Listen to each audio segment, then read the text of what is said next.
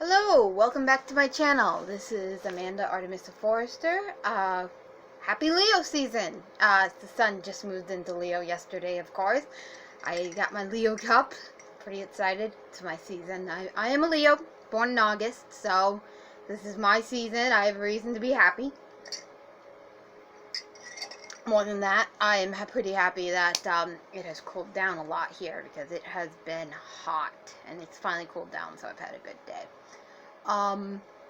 So in my last short little vidlet that I recorded in work parking lot, I said that I was going to make a video talking a little bit about how you can change your thoughts to help manifest the life that you want. And so we're going to address that a little bit in this video. I do have notes, so I will be referring to my papers. I like to stay organized, and I can run off on a tangent, as you might have already noticed. So if this is the first time that you've seen a video by me, which it might be since I've only got a couple up, as I said, my name is Amanda Artemisa Forrester. I am a rune reader, diviner, and polytheist mystic. So some of these you might have heard before, and at least one of them is geared specifically towards pagans and polytheists, but hopefully will also be usable by others. So yeah, let's get going. So as we talked about before, your words specifically are spells and will attract things to you, but your thoughts are as well. Everything you do is energy. Everything is energy. Everything is vibration. And everything has a spirit too, which we'll get into later. That's animism, believing that everything is inspirited. And when you actually believe that, that actually starts to change your behavior. And not just paying lip service to the fact that trees and rocks and everything has a spirit, but actually believing it and practicing it. That will start to eventually change your behavior. But that's a little more on the religious side, which we're not going to address today because I did promise this video about manifestation. I'm probably going to do an altar video later this week. So, look forward to that if you're interested in the pagan stuff. Alright, so the first one, which I'm sure if you're into the New Age stuff you've heard of, is affirmations.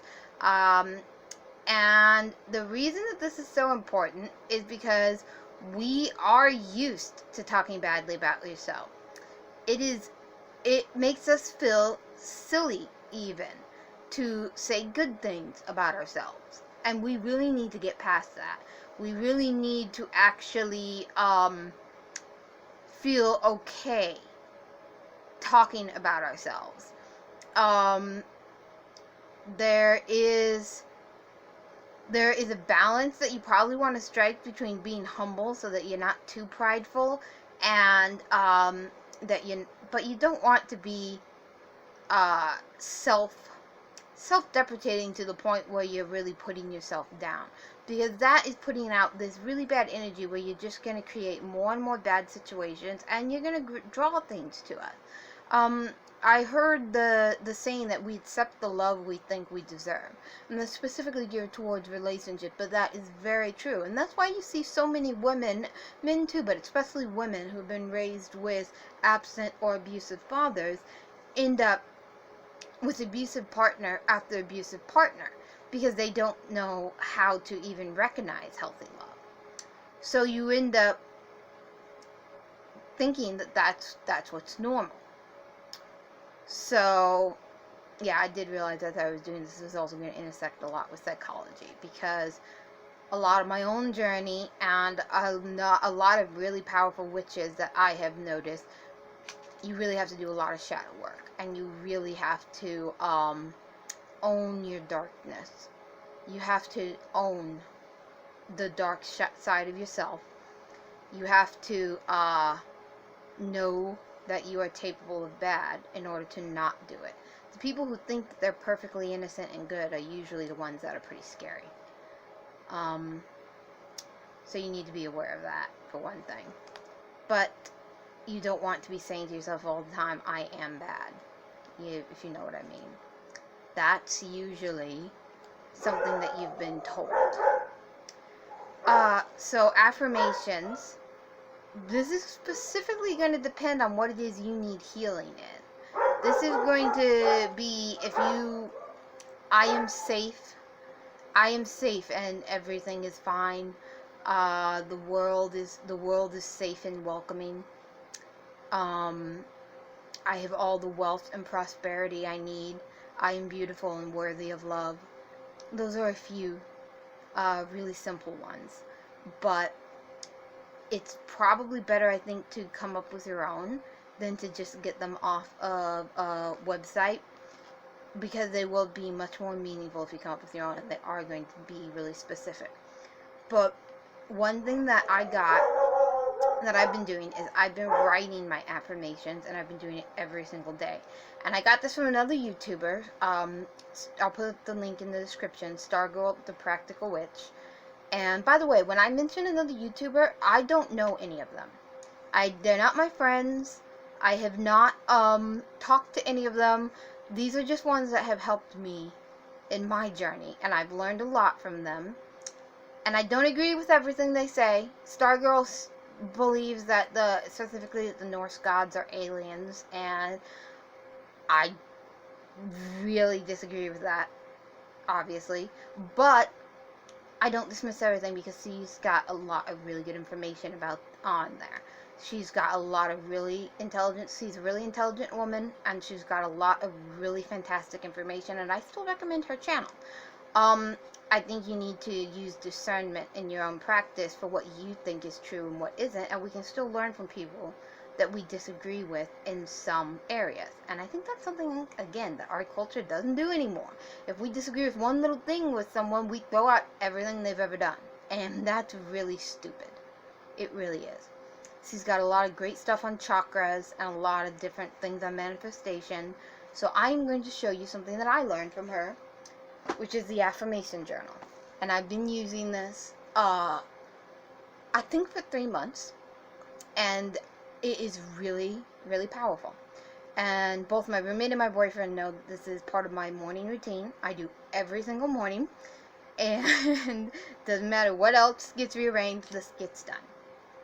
And so some of the affirmations do get changed as things are going on in my life. But I'll show you. I've been doing it for less than 3 months. What do you know? This was my first one. I now have filled this one up and had to get a new one, a new notebook.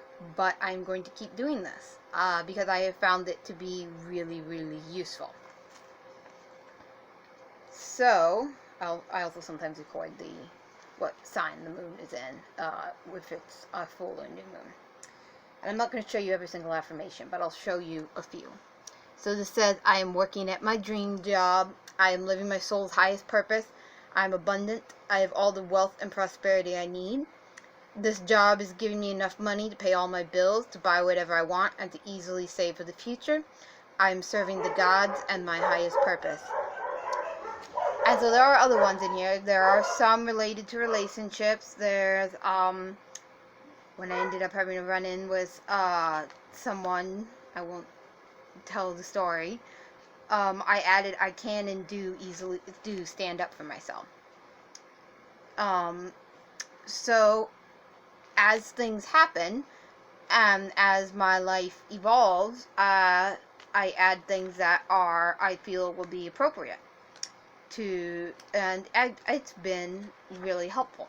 It's definitely changed some things. Like I said, I've added I can and do stand up for myself, and I am cool, calm, and collected. And as I said before, I have anxiety. I'm also a highly sensitive person and an empath. I'll probably end up doing a video on that to explain that. Those aren't the same things. They do oftentimes overlap. That's something else that I'll have to do a video on at some point. So many empaths I've noticed do develop anxiety, especially if they are unhealed or don't know how to shield or any of that. So that's extremely common. And they can often struggle with boundaries. And I've been specifically working on strengthening my solar plexus chakra the last year and a half.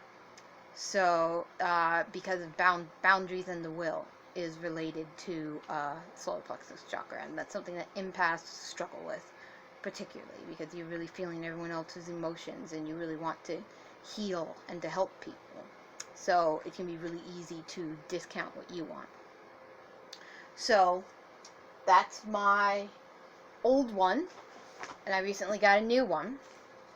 And at the front, it says it has a rune. Through the power of Ansus, the power of my breath, the power of Odin, I speak my world into being. Now, that again is something that is specifically for me and for my path as I practice heathenry. If you are not working with the runes, I wouldn't recommend just slapping them on things, because runes are not just symbols. They are living spirits. There's rune with a little r and there's rune with a capital R. And the little r is the physical representation of the capital R rune. And I'm sorry about my dogs barking. They're making noise, and I ended up having to throw one of them out of my room. There's people walking around in my neighborhood. It's the evening of the summer, so my dogs are going nuts. But there is a reason that Odin had to die to seek the runes. They're extremely powerful. They've existed before creation. Do not just mess around with them if you don't know what you're doing. So that's my disclaimer about the runes. Just so you know, this is just my personal path, so I'm just sharing. But don't just go slapping them on without being conscious. I just kind of felt like I had to add that little disclaimer in there. Alright, and something else while we're talking about affirmations and positive thinking. Affirmations are extremely powerful, and I found them to be very useful. But there's something I wanted to say real quick about how positivity culture can get a little bit toxic. And that might sound a little weird to you, but years ago, I don't remember exactly the year that The Secret came out, but I was going to this spiritual group that shared movies, and we taught classes and stuff like that. And somebody new had gotten cancer, and one of the ladies there had said, "Well, we know what she was worried about," and everybody laughed. And it was really shocking, because that was really victim blaming right there, because sometimes people get sick. And obviously you can, as I said in the hexing video, you can definitely draw things to yourself and work, and you can make yourself sick in your energy body from years and years of not taking care of yourself energetically. Can manifest physically. But just thinking about cancer is not going to give you cancer in a heartbeat. And that was a really negative, mean-spirited thing to say. Just thinking positive. And what we think of as positive thinking is usually a little smear of positive thinking covering up a whole lot of negative thinking. And it takes time to actually transform all those beliefs, and it takes a lot of work. And healing work is painful and long and hard. And our culture wants the quick fix. We want to just slap a band-aid on it. So, one recommendation that I'm going to give, which is actually it's actually a quote that specifically has to do with meditation, but I would also apply it to positive thinking, is a Buddhist quote about mindfulness and meditation, to try to observe your thoughts the way you would observe clouds. Observe your thoughts crossing your mind the way clouds cross a blue sky, without judgment, and let them drift. So, you try to think positive, but don't beat yourself up when you have a bad thought. Because a lot of people who are trying to do the positive thinking thing end up doing exactly that. They're like, "Oh, I'm being positive, I'm happy, I'm positive. Oh shit, I just did something stupid. I just had a fender bender. Oh God, I'm so stupid. Why didn't I see that car? Oh my God, now I'm thinking badly about myself. I'm such an idiot. Stop it, stop it, stop it." And then they just get in the spiral, right? And they just get in the really bad spiral, where they're just really berating themselves for thinking badly about themselves and not being positive. And so then they're just compounding that negativity. So if you have a negative thought, just say, oh, okay, that's a negative thought that comes from fear, because it usually comes from fear. If you want to, if you have the time, dig deeper and see where that fear comes from. If you don't have the time at the moment, just bless it and let it go. And just say, all right, that's fine. Let it go. And move on. Start over. I actually have up on my shelf something that says every day is a second chance. Well, not just every day, every moment is a second chance. Don't think about 5 minutes ago you just had all these negative thoughts. Start over. Don't keep a tally of your positive thoughts versus negative thoughts is what I'm trying to say, I guess. Alright, so tip number 2. This one is the one that is specifically geared more towards pagans and polytheists. I guess it's also one that is probably geared more towards people with body issues. So it's probably going to be more helpful for women, but I would guess a lot of men also have this problem. I really want this to come out right. So I've had a lot of problems with self-image, and in paganism, or it would be more correct to say paganisms, plural. But pretty much every version of paganism that I've encountered sees the body as sacred. And rightfully so. And it can be very difficult for someone who has a negative self-image, especially of their body or of their sexuality, to feel that. They might intellectually believe it or like the idea, but to feel it down here is something different than to believe it up here. And changing what you feel down here can take a lot more time, even if you agree up here. So when I first started worshiping Aphrodite, when I was about 19, I'd been very disdainful of her as a teenager. When I first started worshiping Aphrodite when I was about 19, one of the things that she ended up wanting me to do was to hang a mirror over my altar. And I had a lot of altars at the time. That was specifically her altar. And if you're a polytheist, I assume you have more than one, depending on space. So depending on how much space you have and what altars your gods are to, you may want to negotiate those with your gods and spirits, if you think it would be appropriate. But this was specifically so that every time I did a ritual, I would see myself. And it would be to reinforce that I am sacred too. That my body is sacred. That I am sacred. That I am a child of the gods. Now,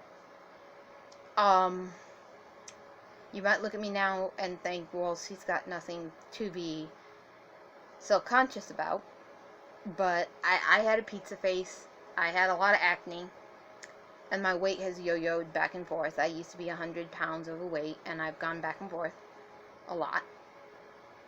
And even now, I still sometimes struggle with self-image. And even a lot of women who I think are way prettier than me struggle with it. Because it's not really about what's out here. It's not really about the skin. It's about what's here, and it's about our self-worth. And it's about the things that have happened to us in our lives and the things that have told us that we are less than, no matter what we actually look like. But even then, no matter what your body type, no matter what you look like, no matter whether you conform to society's symbol of a ideal man or woman, your body is sacred, and you are sacred, because you are a child of the gods, and you are a part of this earth. Your body is earth. Your body is a part of Gaia. Your body is earth. So you are sacred. And this is a very, very powerful exercise.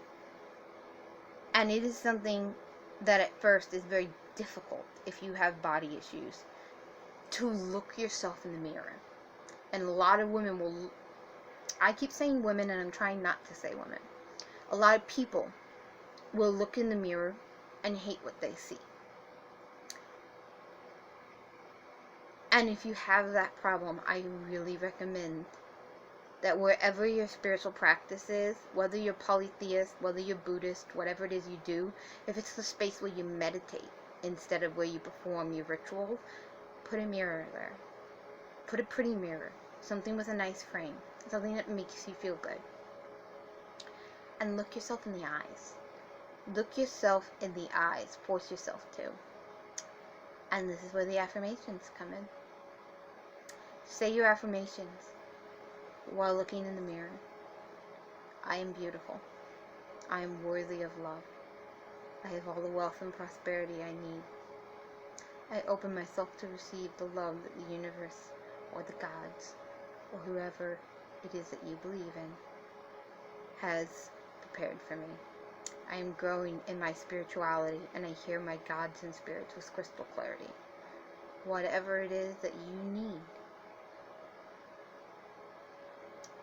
But I have a feeling that the body, healing our image, our approach to the body is something that we really need in this culture.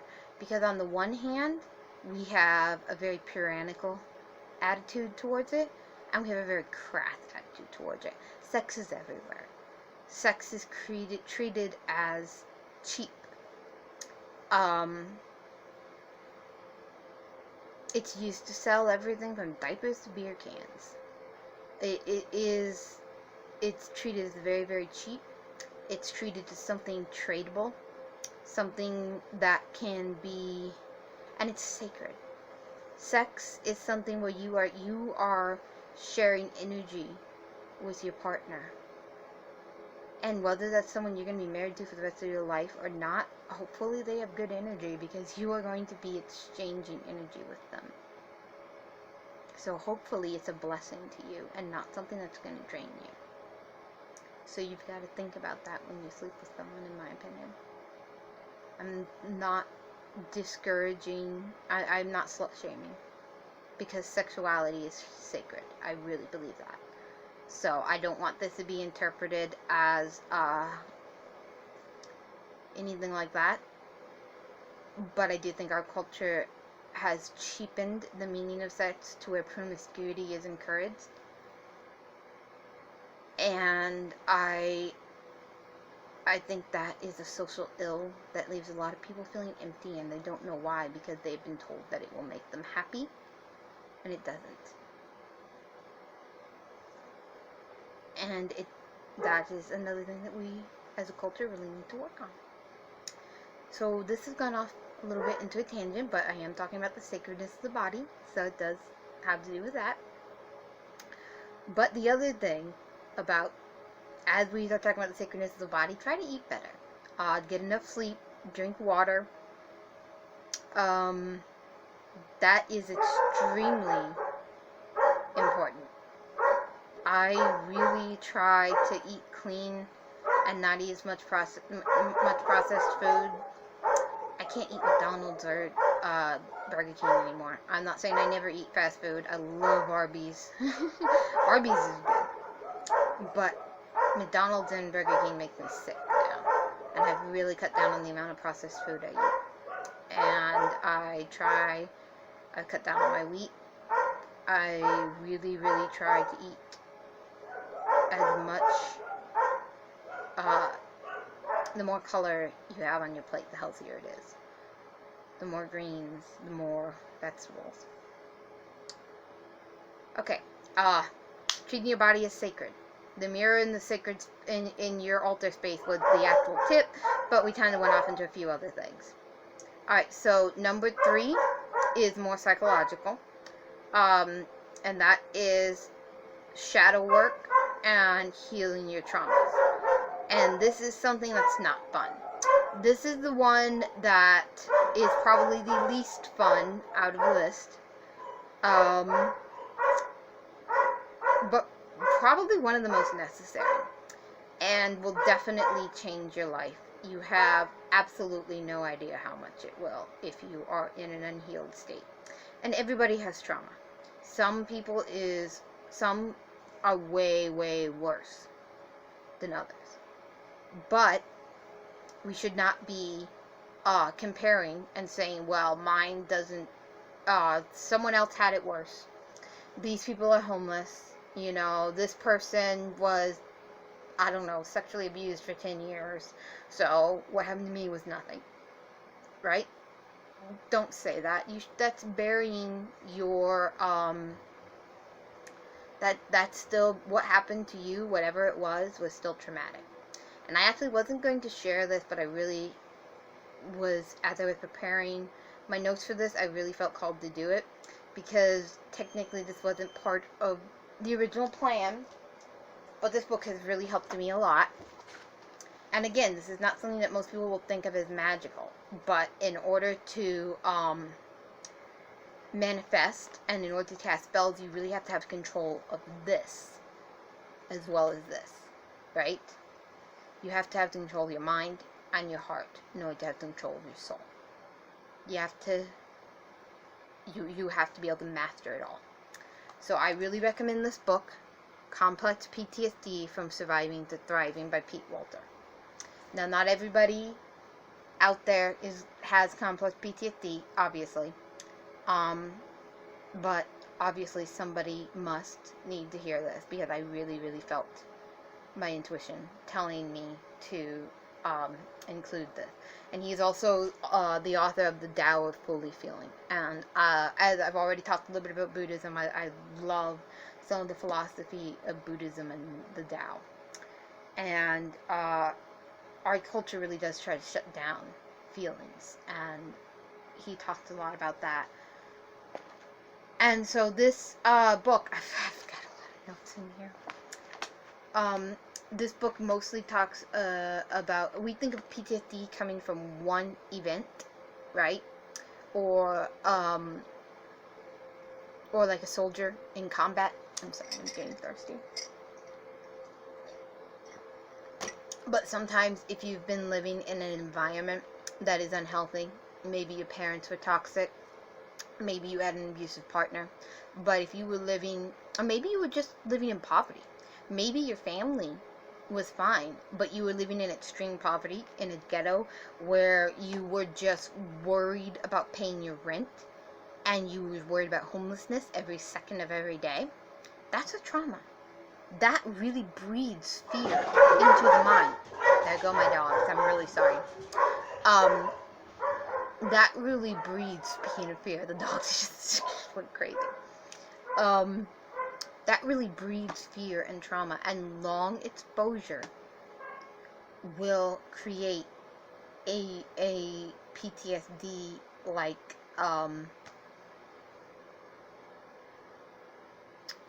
disorder. And this is mostly from childhood neglect, and it's extremely helpful, and it's got a lot of techniques and stuff. And this book is so heavy that I still haven't finished it, and I've had it for a good 6 months, because a lot of times I read a chapter, and I have to set it down and go away and think and process it. And he has identified 4 different coping types. So I'm not going to get too deep into this, because I've got more to talk about, but like I said, I really, really think, I don't want to get too deep into my own trauma and my own history, but I'm just going to say that I definitely had a rough childhood, and so this was extremely helpful to me. And I just really felt pulled to share that, because I think a lot of people are pulled to their spirituality from whatever religion, because they've been wounded and they're looking for healing. Not everyone, but a lot of people are pulled to it because they have been wounded. And I know, at least in my case, I think there was a reason. I don't think I could do what I do now. I counsel people in spiritual crisis.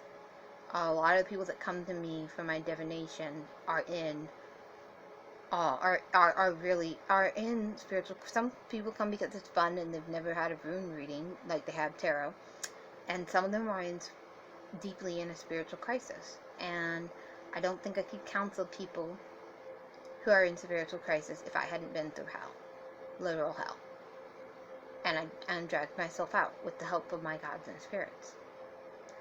So I do think that there was a reason for that, and it has made me the person I am today, and in a way I am grateful for that. That's all I'm going to say on that. But if you are going through any sort of PTSD, or you have any trauma from your past, you might want to look this book up. It's incredible. As I said, shadow work is the Jungian term for learning to know your dark side, and that can be part of it, is really getting deep into the psychology, and really healing your past really will help you create a better life. And if you have children, it will help them too. My brother recently told me that he went to McDonald's and he and his wife were forced to listen while this woman berated her young daughter and was calling her daughter a fat cow and all these horrible things. And it really upset my brother, because my brother said he could basically see an eating disorder being formed in front of him. And I'm thinking, well, I tried to tell him, he told me, I know you say not to say that you hate people, but at times like that, it's really hard for me not to. And I said, I know, it's very hard to see something like that, but you have to remember that that woman probably had those same horrible things said to her. And she is unhealed. And this is why it is so important to heal yourself, especially if you have children, because pain is passed through the family line until somebody is willing to feel it, to fully feel it, not to run from the pain. Pain has to be felt in order to be healed. So, please, if not for your own self, if you have children, please do the work it takes to heal. Because unconsciously you will probably end up passing along some of the same things that happen to you. And that breaks my heart to think about that. Alright, tip number 4 is, we're gonna go with something a little lighter. I'm sorry. Tip number 4 is to clean your physical environment. This is because the mystical flows from the mundane. I know some people probably don't want to do this. It's hard to do around work. I know. Believe me, I know. But really, if you start your day by making your bed, you've already got one thing done, and you get that impetus of that one small goal, and it really propels you forward. But you hear all these little sayings about decluttering your home is decluttering your mind, and that is true. It is very, very true. I couldn't make this video until I had completely cleaned up my room in my house. Alright? This is my day off of work, I'll admit. But I usually spend my day off cleaning and cooking, because one of the ways that I eat well, going back to tip number 2, taking care of your body, is I cook on my day off.